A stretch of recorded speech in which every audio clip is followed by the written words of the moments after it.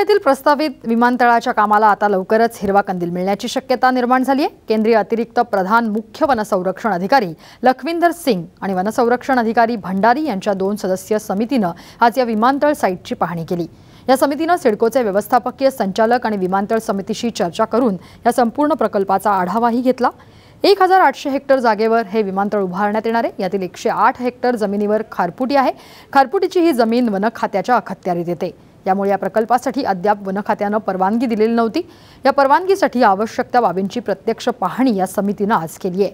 ही समिती येत्या 5 ते 6 महिन्यात आपल्या पाहणीचा निष्कर्ष केंद्र सरकारला सादर करणार आहे आणि यानंतर विमानतळाच्या प्रत्यक्ष कामाला सुरुवात होईल।